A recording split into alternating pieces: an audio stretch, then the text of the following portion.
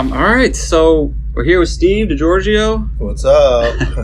Right before Death to All, he's going to play in Flint.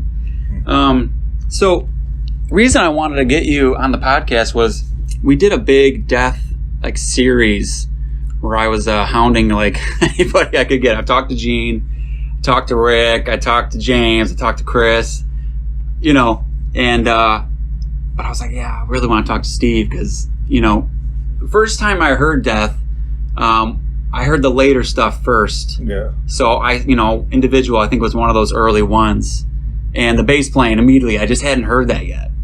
That style of bass playing on that fretless and everything. Yeah, sure. So ever since then, that opened up my eyes. That impressed me a ton, and I've just been a big fan. So, I've kind of just been going through to get the history type stuff. So when going back with Chuck with Death, when was the first time you heard Death or met Chuck? When was that period? It was right when he completed the Mutilation demo with Chris. Okay. Chuck had relocated to California. I don't know exactly what point, but he went through trying to find a good lineup. He gave up on his circle there in Orlando and stuff. So he came to California young. I think he dropped out of high school or something. But he went there a few people, and he ended up finding Chris, who was still in high school at the time. Yeah. And it was just those two guys. And Sadis had a demo tape that we made in '86, and on the tape was Darren, the guitar player singer, just put his phone number, book a show, whatever. Well, we just got done practicing, came in the living room, smoked a do, and Darren goes and answers the phone. He comes back and he said, "Hey, I had a trippy phone call, man. Just a couple of dudes, just 10-minute drive away, other town over, whatever we call it. They said they're in a band called Death, and they like our music, and they want to hang out."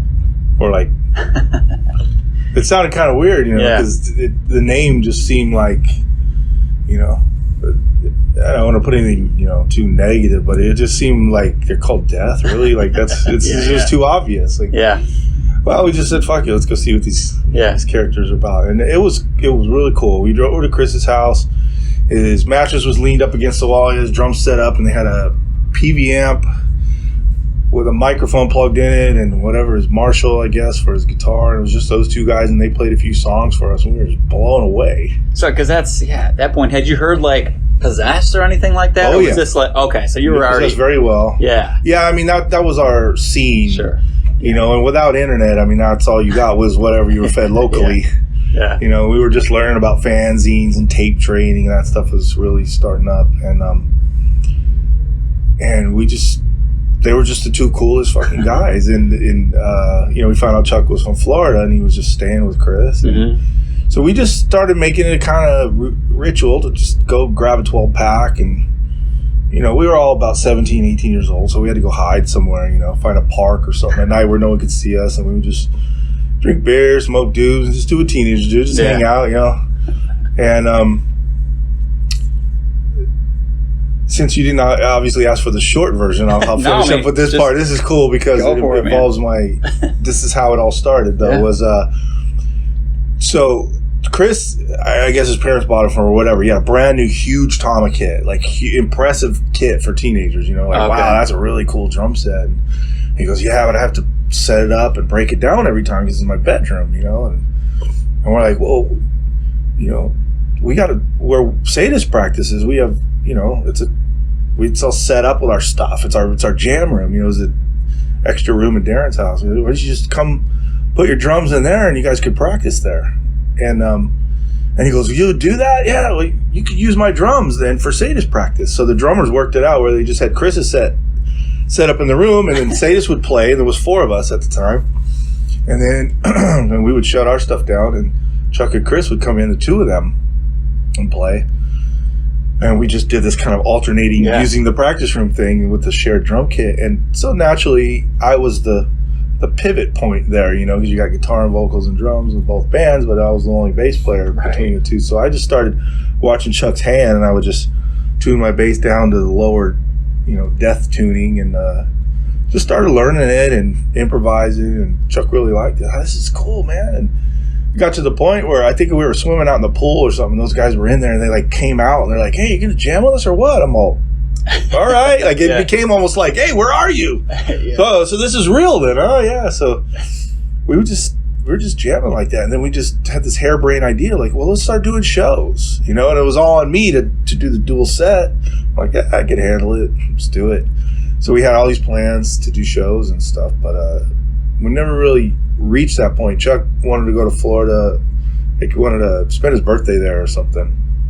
And it was supposed to be a week. And after about a month, we were like, hey, where are you, man? He didn't answer the phone for a while, but then finally he just called and just said, I'm not coming back. Really? Yeah, it was hard crashing in Chris's parents' house and without a job. And it was just, at least when he was around his mom and his area where he grew up, he could find a way to, Was that after Scream Bloody Gore then was recorded? Right when it was recorded. That's when he went back. Right when it was recorded. Right after the recording. Because one of those times we were sitting in the park at night, we, like I said, we would just pick them up in my Chevy and we'd just go get high and stuff. And then they were like, so, we're going to be gone for about a week, just so you guys know. We're like, okay, you're gone for a week. Cool. So whatever. We didn't see them, and then they come back. We were just young and stupid, and shy, and we were just like, so finally we were just like smoking a tuna, like, so where'd you go? Oh, we went to LA. Oh, really? Fuck, it's far. That was cool. What'd you do there? Oh, we recorded the album. Like, what do you mean the album? Like all those songs we were jamming on? He goes, yeah, sucked. Chuck's going like, yeah, I had to do all the rhythm guitar, all the solos. I had to do bass, and then I had to do vocals, and it was just too much. And I was like, well, I've been jamming with you guys. Why don't you just ask me to go? I would have done the bass. And it's Chris. I'm like, fuck, told you you should ask. Really? So close to being on that album. Yeah, I was just gonna say, I know he did the bass on it, so I didn't realize that you were jamming with him before that. So you were almost just in that like kind of rehearsal room switch, shuffle, and we were going to do the shows, and I wasn't going to sit in with the lineup, so it felt like, but I don't think they wanted to impose, because we were best friend bands, we were buddy bands or whatever you call it. So I don't think Chuck wanted to make those other guys feel like we're stealing your bass. Yeah, and like I said, we were 17, 18 years old, so. Sometimes that mature thought process. Yeah, you're shy, you just do something, you're like, oh shit, and that's where you learn all your lessons, and and maybe it's for the better. I mean, it sounds great. Right. Chuck was a great musician, so. Yeah. But it's just I like to get that out there once in a while because that was my, Were you fucking around with the fretless at all back then? No, not really. Yeah, that would be 87 or 88, right? I think Mutilation Demo was 86. Okay. The fretless I started to build it around, it was right before the new decade. I don't really know when I started. I got a lot of the ideas from my cousin. How long were you playing it before Human? Had it been a while then? Not very much. Okay. Yeah. Yeah, I had it built. I just didn't, I don't know. Yeah. Doesn't really matter. What's weird is that I know, but that would have been the album for it to come out on because I brought my just standard, my Rickenbacker, just real sharp attack. That was my metal bass, and then having recruited the Cynic guys, they're like, oh, dude, you need to tone like John Patitucci, and they're bringing all and and that's what changed that whole world that they were from. They brought that in, and it changed everything, and it was worth it. But that's where they were thinking, you know, and they were like, your bass is just really just sharp and aggressive. And I'm thinking in my head, I'm like, this is still heavy metal, right? Yeah, right. So I think me and Chuck were more of the heavy half of that four piece. Yeah. And even though, I mean, I just said that, and you're like, what? Because clearly Sean was heavy as fuck, and tore the shit out of those drums. But all the ghost notes and all his, what are those guys' names? Vinny Caluta and Dave Weckl. All those influences are coming out in that death stuff, and it would have been, they probably would have embraced the fretless, but I just didn't bring it out. It was after Human I went back, and Autopsy borrowed me. Okay. Was when I finally got brave enough to plug the fretless into the studio board and did an EP. It was my second recording with Autopsy. It was just an EP called Fiend for Blood. Yeah. I'm pretty sure it was 92. Something like that. And then on the following Sadist album, around the same year. I used it on a few songs on that album. Okay. So then I'm learning its quirks and I'm getting it, more dialed in. So by Individual Thought Patterns is the third time I really brought it to the studio, and I was very confident with it and knew what to do more, and just growing with it and stuff. So I know Individual Thought Patterns is kind of sticks out as my calling card. You know? Oh yeah. Well, especially because you can hear it so much more. Yeah. I mean, compared to Human. Well, that was Chuck's kind of like, I don't know the right word. Well, for lack of a better term, it was like his payback to me, because we had a killer session during the whole Human thing. And I had to leave and go on tour with Sadis. I wasn't able to stay. Like, my stuff was recorded, but I wasn't able to stay and hang out with the guys and ride it out to the end. And because I think I wasn't there to kind of stand up for my decibels, I got lost in the mix. Yeah. Like, literally lost in the mix. Yeah. And, when I got the final mix, I called Chuck and just gave it to him. A big earful. Did you? Why did I work all that stuff out? I could have showed up the day before and played backwards, and it would have sounded the same. Yeah. Oh, you're right. So when he called me out to do the next one, he's like, that will not happen again. Yeah. And so it gave me the confidence to write stuff that I knew that would be, How did you feel like when they did the re-recorded version, though? Like, because now you can, on the re-recorded Human, or the remastered, I'm sorry. The remix. It was you can at least hear more. Yeah, I hate to say something negative about it, because it is an improvement, but it's like, I don't know. I need more of that improvement. Yeah, it was a little bit, and people generally say, oh, it's better. But I would have gone a little farther even, though, because I'm pretty much one that initiated that, because Chuck always confided in me all the time. He wanted to remix it, and he was using this huge Randall head and a rack system. A lot of the influence came from Paul and Jason from Cynic. They were using all this outboard gear and more tech and just getting into processing. And Chuck was going along with it, thinking it was the right thing to do. But he was really not happy with the guitar sound on Human. He said it was just a little too. I don't know what he said. Some to the effect of that was too saturated, too muddy in a way. And so when he told me, he was sad about how the bass got lost in the mix, that he wanted to remix it for that reason. And I said, oh, well, once you have the tape loaded up and everything wide open again, you can EQ that guitar better, which would be completely possible. I mean, that's what a remix does. You go down, everything is exposed again. And he flat out said, he goes, nah. I don't want to mess with the guitar. All I want to do is turn up the bass. Yeah. And I always kept that to myself, because I'm like, how obvious is it? Chuck passes away and I'm sitting there saying, but he said, but he did, and I kept it to me, because I'm like, no one's ever going to believe me, and I don't care, because it ain't going to happen. Yeah. And I guess I was kind of in one of my normal long-winded stories like this, and Eric Greif overheard, and he was able to find the 2-inch Real Masters, got it opened up, and they did a full remix. They did tweak with a lot of stuff on there, but it was just kind of done executively. It's like, here, do it. It's like they could have had somebody from the band. Yeah. Somebody could have been at least just kind of like not approving the mixes, but just like being involved to where like maybe I could throw a few ideas. Because Jim remixed it, and I get along with Jim great. He's an excellent studio engineer. He's a beautiful human being. I worked with him on the Control Denied and the Iced Earth and stuff. So, and then which was all after. So, he would have trusted me, and I think we would have got it pushed up a little bit more, because, everyone, like you said, you heard Individual Thought Patterns, and that's when he first came. Well, all that's going on Human as well, and it just really got lost, and so.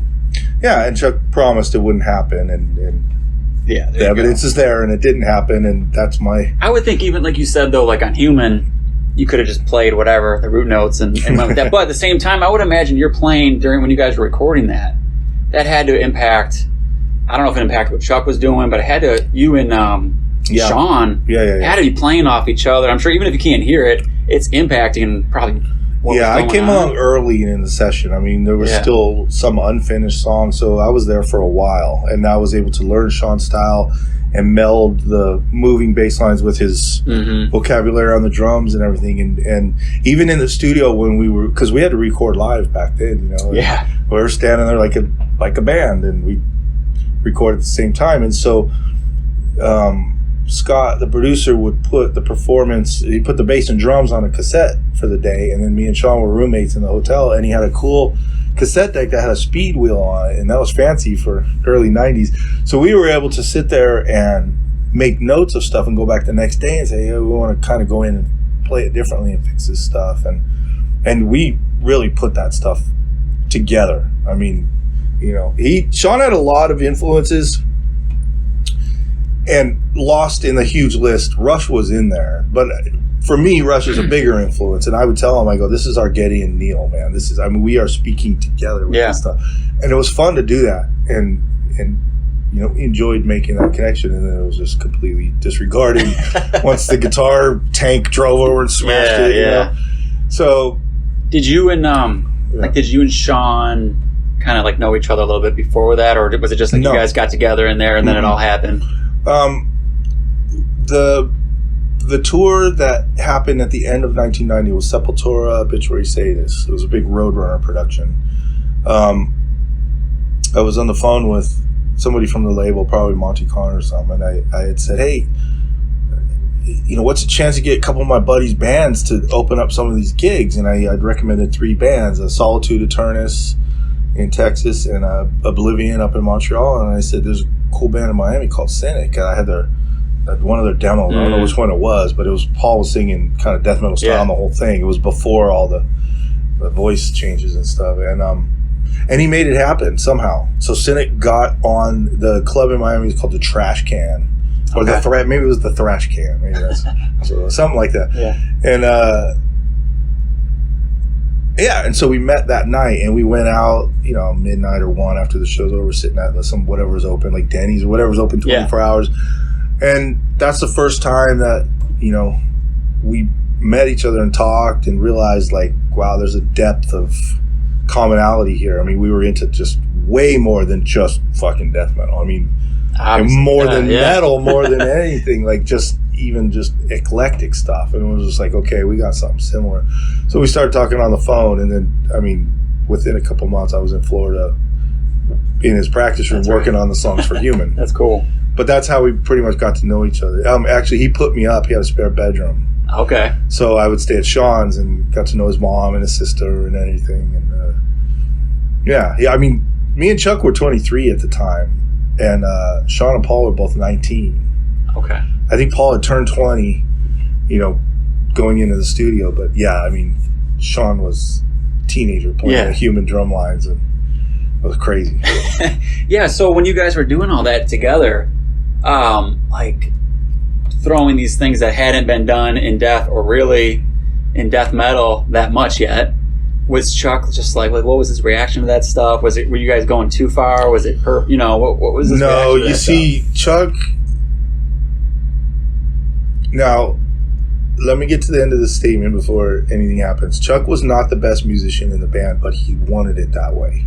He was confident in his writing, and he knew if he surrounded himself with people that could play outside the lines, it just elevated his product. You know, it was kind of weird back then. As we were, you know, young and it's not like the other bands made fun of us, but we definitely weren't like Morbid Angel, DSI. We weren't uniform. We were very, you know, gypsy-like in a way, like hippies and you know, very different. But Chuck really loved that about musicians around him. He pushed individuality. He pushed being different. That's why his vocal style changed from album to album, and why he wanted to get away from it, because once he saw everyone started to do it, you know, he's just like, no, I don't want to stay locked in the, you know. So he would address people that were in his lineup like that, like, go for it. You know, and there were times where he had to pull it back and say, I love all the stuff you're doing. That's a little crazy, because I'm doing the, you know, rub the belly, pat the head, like trying to play this crazy riff and sing. And he goes, with that crazy stuff going on, I lose my place. So we're like, all right, well, we'll hold it back there while you get that done. And then the next part, he goes, yeah, then let loose, because then I'm not concentrating on something and I can feel, you know. And so there was give and take. It wasn't a total free for all, but man, I mean, the amount of times that he restrained were very little. I mean, most of the time it was like, go for it. And especially with Sean, because Sean was putting accents and playing cross times and doing stuff that really fucked up the riff, but Chuck recognized that stuff. Being a young guy, he just thought, like, let's grind it out. And, obviously the first 2 albums are fucking classic. So there's no derogatory things to be said about that. That's powerful stuff. But I almost want to give a nod to James Murphy. I think was one of the first ones that kind of came in with this really, high level chops and just able to, put a little different flavor. And I know they especially at the end, they didn't get along very well. But Chuck he butted heads with a lot of people. But so it wasn't meant to be for James to stay. But I always give James the credit as maybe being one of the first musicians in his lineup that said, hey, it's okay to really reach higher. And the song bases were the same. The flow from Leprosy to Spiritual Healing is very similar, the same bass player and drummer. But James came in and shredded. And I think from that point on, he's like, I'm going to just, reach for guys that want to play and go crazy. And so he just went in both feet and grabbed a couple Cynic guys and me. And which is cool, though, ego-wise, because he was able to kind of be like, I don't have to be the one that has to be the best player here. Yeah. There's a lot of insecurities he has. There's a lot of legendary stories about Chuck yelling and all this stuff out there. But he wasn't completely that. No one's really completely anything, Everybody's a mixture. And he did have his very secure attributes, because the very first show me and Gene played with him in 93, we finished in the studio doing individual. We immediately went to Europe to play a short Easter festival run, and he told us, he's like, the album's still being worked on. We can't really play it. It's nobody knows it, so we're gonna have to play the older songs. Me and Gene were like, yeah, that's cool, let's do it, man. And gives us a chance to play in Death. It was awesome. So the first show we played in Hamburg, and now this didn't happen every night, but the very first show it did. And in front of me, there was a little crowd of metalheads chanting, say us, supporting me. And then the same thing center stage, we were looking up at Gene, Dark Angel, chanting Dark Angel. And we're like, oh, no, this is the first show. And it's like, this is going on. So after the show, we were in the dressing room. We're like, Chuck, we're sorry, man. That's like, I didn't know that, we're here for you. We're here to play. And Chuck just smiled. He goes, dudes, why do you think I got you? Yeah. He goes, they can chant whatever they want. The ticket they bought says Death on it. Right. That's right. I'm like, get it. He was so confident in that. He's like, you could be from Metallica, Slayer, whatever. You're playing Death. This is my realm. Right. And so that was cool about it. And then, like I said, it wasn't a big problem. It didn't happen all the time. It was just a weird first show we played. It happened.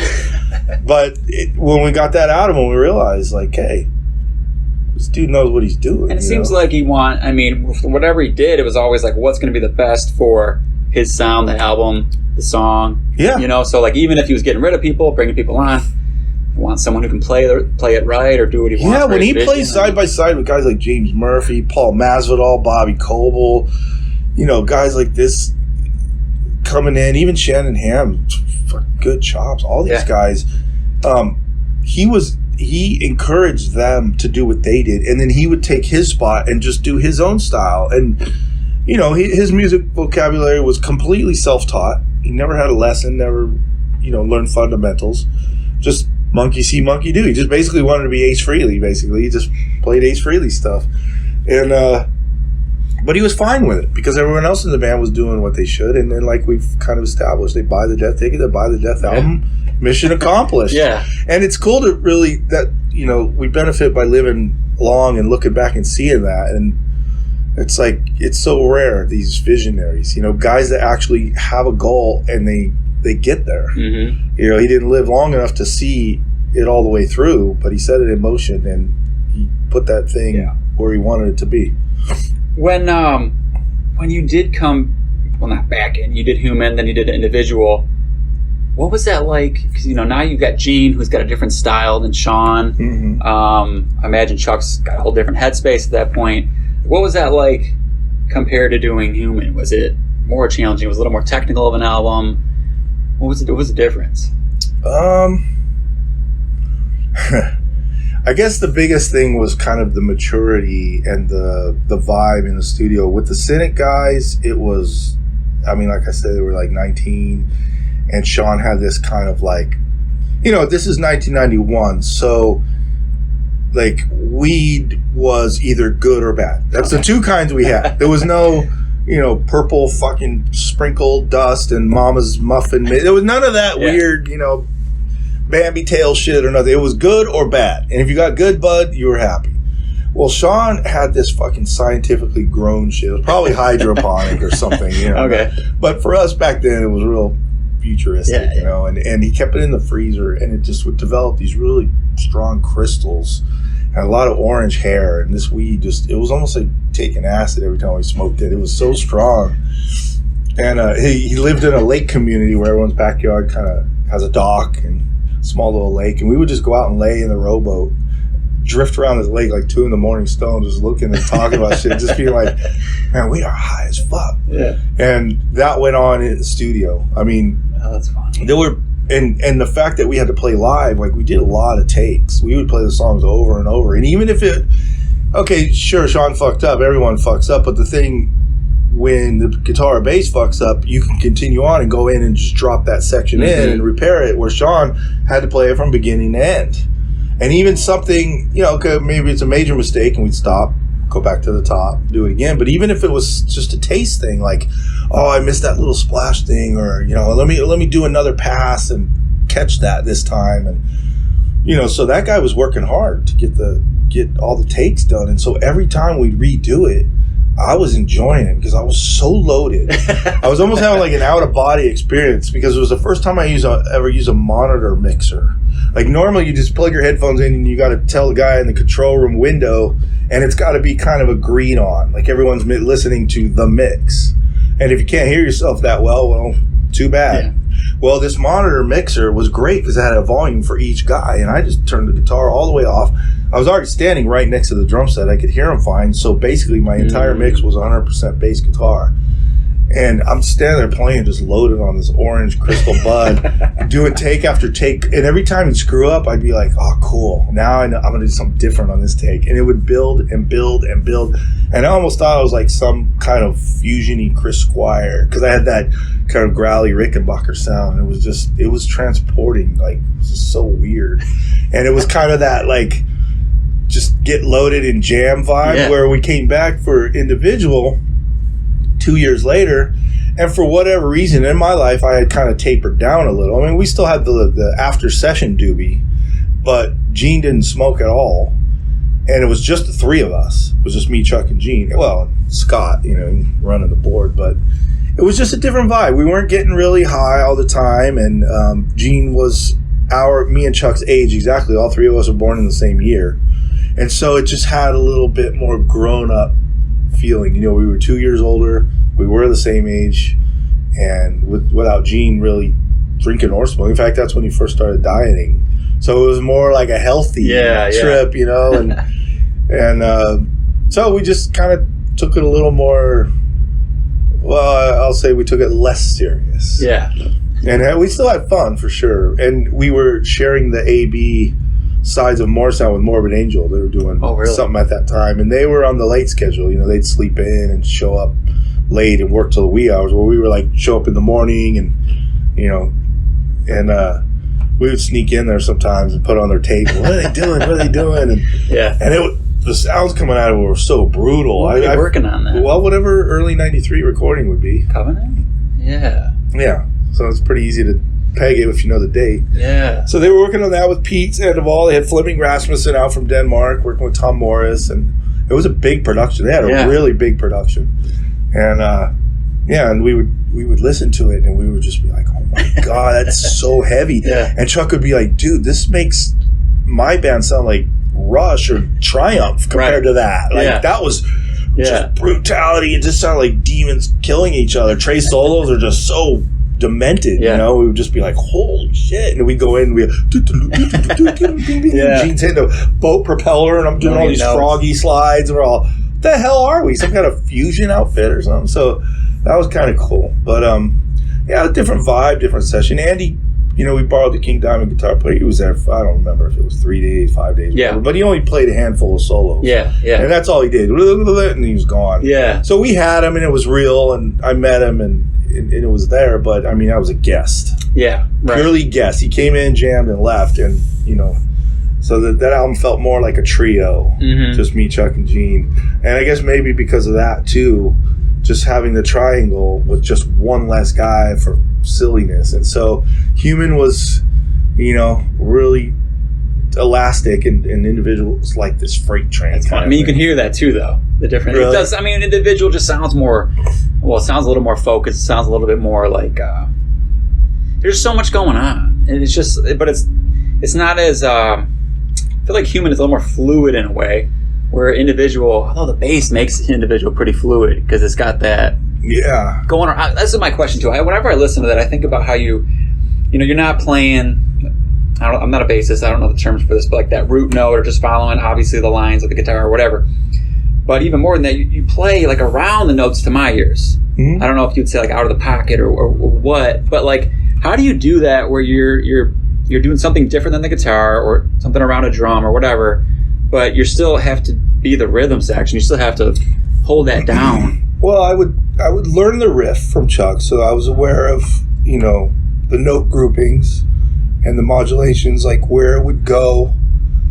And then I would apply the basic ingredients, and I would so I would take the batch of notes of whatever rhythm pattern was on and say, okay, now I have to assemble this to match Gene's, crazy rhythmic choices and stuff. And then, so my notes a lot of the bass lines came out of hearing what the drums are doing, but the note selection was based on what the riffs are doing. Like I give an easy analogy, like, the drums are the foundation, you put it down, and then you got this big old pile of blocks. They're the riffs. Like, where do the riffs go? This riff goes here, this one goes here, and they're sitting on this foundation. Well, the bass is like the mortar that just sticks the blocks to the foundation.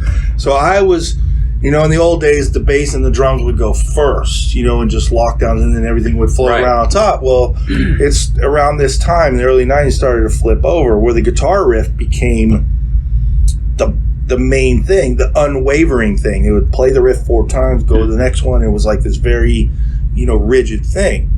And so when the drums would come in, and if you get somebody good like Sean or Gene that knows how to throw different accents and make variety, and not just chug along on this kind of, rhythmic, mundane path, that opened it up for me to find all the crannies and all the little spots between. Like, okay, like even though the guitar is just this buzzing sound, the drums are doing this, so in between I could find, and it was like this kind of little. So the bass, we would record the bass last, then from that point on, and in that way, that makes a lot of sense. Yeah, and like I said, a lot of the melodic things you hear come from the bass. I heard that in Gene's drum parts, and then, and of course, it's not just wherever on the neck. Like I said, I was limited to whatever the riff was doing. Playing in key is, I guess, the proper way to just say it. Just playing in key, but that's how it would go. Just, and then even if I reached out for something really weird, Chuck would hear it and say, "Oh, that's cool. I think you could do even more." Really? Yeah. Okay. So then the pressure was on. Like, oh wow, I thought I thought of something pretty decorative there. It's like, and now he wants more. Yeah. So that's cool, I always kept that with me. And I just remembered, like, here's an iconic songwriter in this kind of genre, and what I learned from him is, fuck it. Go for it. Just go for it. Be different. That's what he saw in me and Gene and Sean and everybody. He saw that difference, that thing. Like, I want that. I want that guy's different. I want it. I don't want some guy that plays, paint by numbers. That's everybody. Right. Yeah. And so I was already one of those guys, but Chuck, solidified it, and it propelled me to just like, okay, now I feel like I belong. Right. And so poor 25-year-old me who played individual thought patterns is hard out. 55-year-old me is just kind of always looking back at that guy going like, man, am I never going to outdo that again or what? Yeah. So I don't want to take too much of your time, but Control Deny, by the time you got to that one, what a different, it had to be such a different experience. I know Chuck at that point, he was doing treatments, he was, he was a lot more sick, he had all that going on. I mean, what was that like trying to record that album with that going on? I mean... Well, so I gave you a little sneak peek into the Scream Bloody Gore rehearsal days. So I'm practicing, in a little bedroom with him every day. And that's where we developed our chemical or whatever, our bond or whatever. Yeah. He went back to Florida and did the next 2 records completely with that. But Human, obviously, I was involved, individual, very involved. He called me back for Symbolic, and I was there for the pre-production and all the songwriting. Didn't pan out to make the studio date. In this case, we were having our first kid, and it just, I was like, I got to be there for the birth, and he's like, I don't know, it might overlap, and so it just didn't work. But the reissue of that album has some of the demo tracks, and you could hear my playing on there, so the evidence is there that he called me, and then he did the same thing for Sound of Perseverance when I met Shannon and Richard for the first time. In fact, I went to Florida 2 separate times. We did half the album on the first trip and half the album on the second, and we're just recording ourselves in the rehearsal room and just building it up, getting ready for the studio. And then it was a totally different situation why I didn't make that studio date. Much more easygoing between me and Chuck on that. Okay. A little bit less friction. It was just basically I had a full-time job. I was able to manage to get the time off to do the studio, but then he had like a shit ton of touring plans, and I'm like, too much. I got this job, I got a 4-bedroom house and cars, and I was like, I could do a little bit. And he goes, well, it means a lot to me to have the same 4 guys on the CD to be on the stage. So if you can't go do the stage, I'm going to have to find somebody that can. And so at least, that was agreed on between us. It was a little bit less friction than being the first one to have a kid, Yeah, you can't get it unless you're in. But you see the line, though, I mean, I was always coming back, and I was his go-to guy, and we just worked well together. I think I was just, I didn't ever put him off. I think we just had a cool rapport. And so when he finishes up the touring that you said you were at, the Sound of Perseverance touring cycle in 98, he goes, the band's over. In fact, he ended the band after Symbolic touring cycle, Form Control denied, and the record companies he was shopping to were saying, like, this is a big chance, leaving this huge band behind and starting this new thing with this style of singing maybe that a lot of people will like. So they said, if you give us a Death record, that gives us a sure, return on our investment, and then we'll budget your new project. So he put Control Denied back on hold and fired up Death again for the album that should not be. Yeah. But when young people hear that, they're fucking incensed because a lot of people started with that record. Yeah. That's like the entrance to the Death world for them. Mm-hmm. So to them, it's like, how dare you? That's sacred. Yep. I'm like, hey, I was there. But,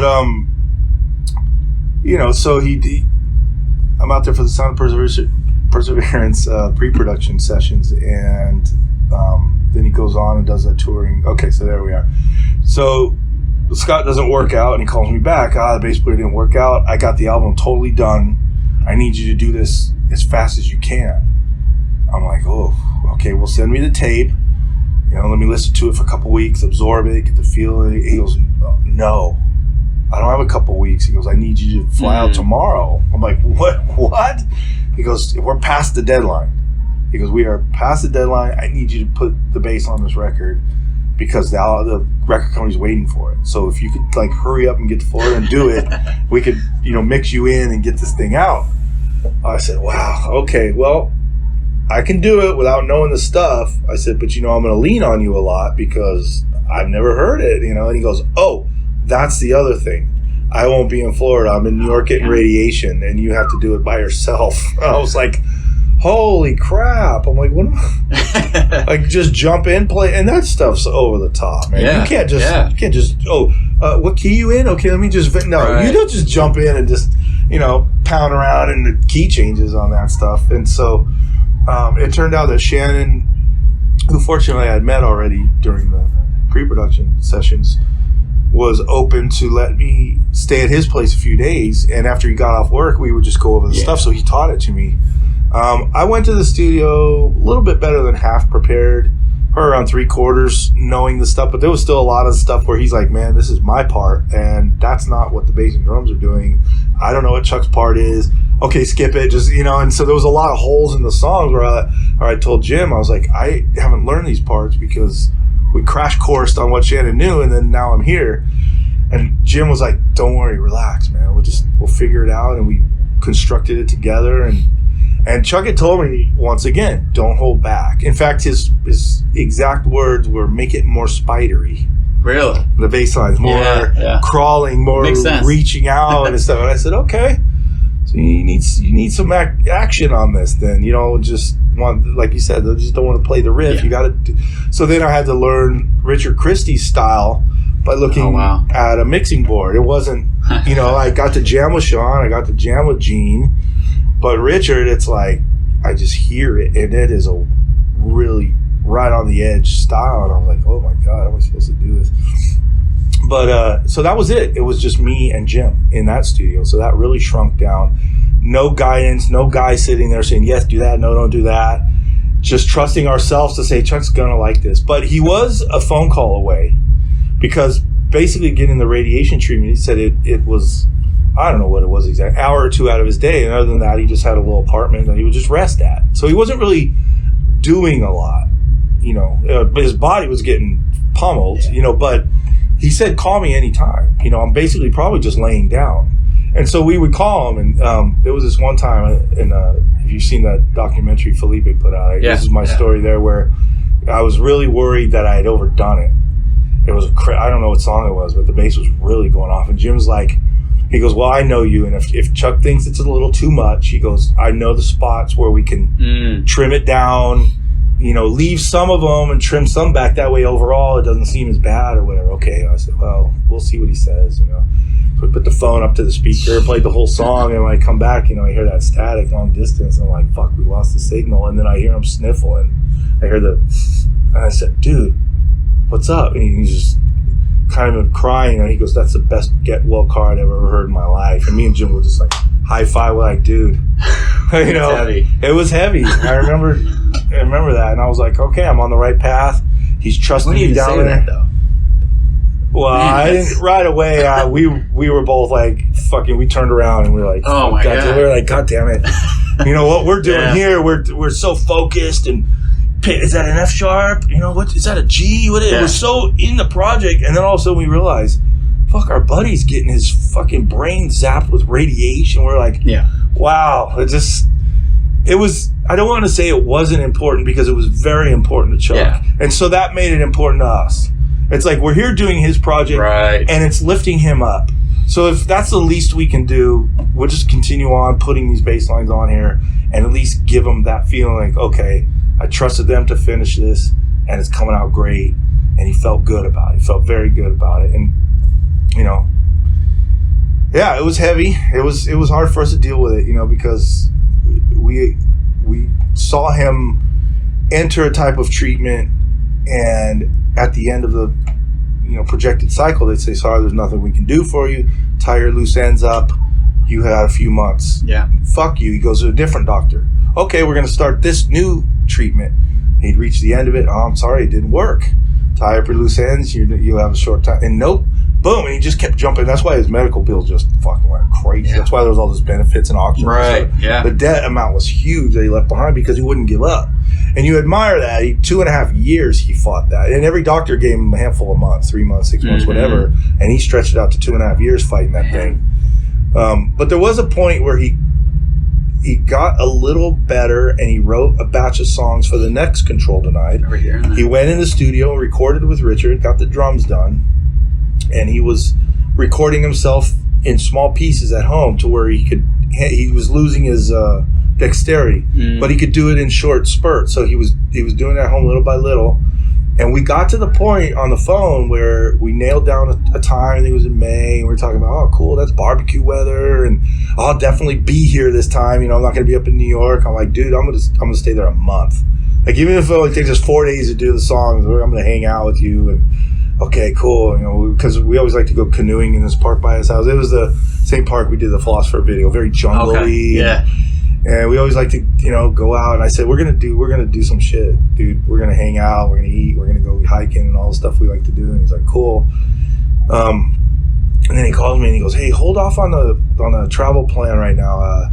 Because I haven't been doing so good. I haven't touched my guitar in a while. I'm gonna go see this specialist and see what's up. And then from that point, he just degraded until he was gone by the end of that year. So we were that close to me going there and putting the bass on Richard's drums with whatever guitar level he was at. But that's as far as that album went. Yeah. But, that was crazy. it. That was the end of it. So from Mutilation demo completion to entering Scream Bloody Gore until the final lineup he left behind, I kind of bookended the whole story. Which I feel like a lot of people don't know, so it's cool to hear that. That you were. Yeah, at first I kept it to myself because I'm like, look, he's my friend. Yeah. You want to talk about the studio? You want to talk about being on tour? The bass, in particular, that's all music, public stuff. And I kind of kept the stuff private about me and Chuck. But now that we're 20 years past everything, I'm like, yeah, I feel good saying it now because we were good friends. Yeah. And from pre-20s up until I think he was 34 when he died. Yeah. And so we kept it off and on, and for the most part on during that whole thing, in and out. And I was this weird, returning factor that always came, appeared, and then went away. And none of it really bothered me because it felt like, I could have obviously been on Symbolic and Sound of Perseverance if things worked a different way, but it doesn't bother me because it was always just like, oh, that's my buddy and he's using this guy this time and then he calls me for the next time. And it was never like anything political or anything. It was just my guy in Florida. And so now I feel like, letting it out. I mean, we cooked a lot of food together, went adventuring together, and stayed up till 4 a.m, watch. And back then, Discovery Channel was like the cool, like when it first came out, it had all the cool science shows and nature shows, and just like MTV actually had music videos when it first came out. Now it's a piece of crap, but we would just get high and eat popcorn and just sit in his living room and just trip on life. And it was just that kind of friend, just like doing shit together. Yeah. So I know, everybody always says, well, what would he want? What would mom say if she was here? What would grandma think? Everybody, imposes their own, like, well, I feel good about what we're doing because I do know Chuck. And we all had run-ins with him on tours where maybe the tour was getting a little long and we just decided to go in the club during the day and goof around and play funny versions of the songs. And one of those happened on the individual tour in '93, and then one incident, like Bobby said in that documentary too, happened on the Symbolic tour, where Bobby said they had a band meeting and he spoke up and Chuck said, "You're conjuring a dick" or something. Chuck lingo. We could do a totally separate podcast on Chuck lingo. He had his own way of talking, but when we would fool around and there was no reason behind it. It was just, we're playing serious every day. It's like, it felt good to just do funny versions, play a goofy drum beat instead of a brutal beat, just to let off steam with it. But he did not like that. Yeah, he would always tell us, like, that's my bread and butter, man. That's my life. It came from here. Yeah. And when I see people doing that, you're disrespecting me. And we're like, all right, we didn't mean to, but I see it, And so I know that with the arsenal we have with Bobby and Gene and myself and the kid, Max, like, we're giving it our all. And we play it the way it should be played, where we all check the old, studio recordings. We reference what we did back then, and we're playing it true to how it is, and we're doing songs off all the records. So there's songs that none of us recorded on original record, but we're playing it that way. Yeah. Or we play it the way that it evolved as the tours went, because so many different players, the song takes on little changes and stuff just based on personalities inflecting and causing little changes and stuff. But yeah, I think as far as like I was saying, like, what would he think? I think he would endorse this fully because we're his guys that he brought in. He trusted us in that period of time, and I think just playing the songs that he wrote and us trying to replicate them the best way possible, I think he would be like, it's great, because the fan reaction has been amazing. There's all the old silver hair guys, oh, I saw you guys, and You know, I saw you play with Pestilence. I saw you play with, you know. And then there's the huge batch of, I wasn't old enough to ever see Death live, you know. You know, 98 was the end. So unless you were born in the late 70s, you weren't old enough to go. And there's a lot of people that never saw it. And they were like, this is the closest thing we can get. And it sounds, you know, we get a lot of compliments how it does sound recognizable, the real deal. And so I think we're on a good mission. I don't know if that's kind of patting myself on the back, but it's more of addressing, like, you know,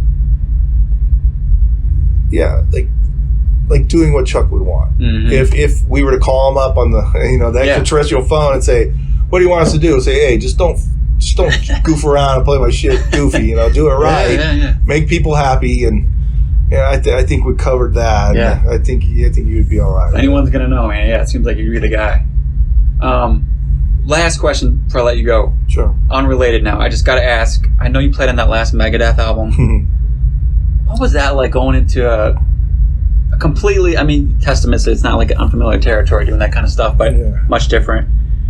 What was that like stepping into something like such a huge band, just being like, I got to fill some shoes, I got to come in here and I got to adapt, I'm sure, I got to change.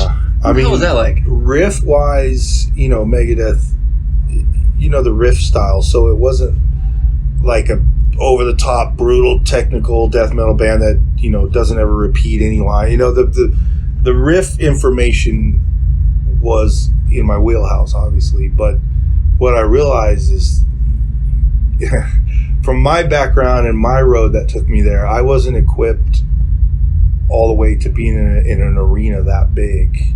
It was the pressure was huge. Yeah, I bet.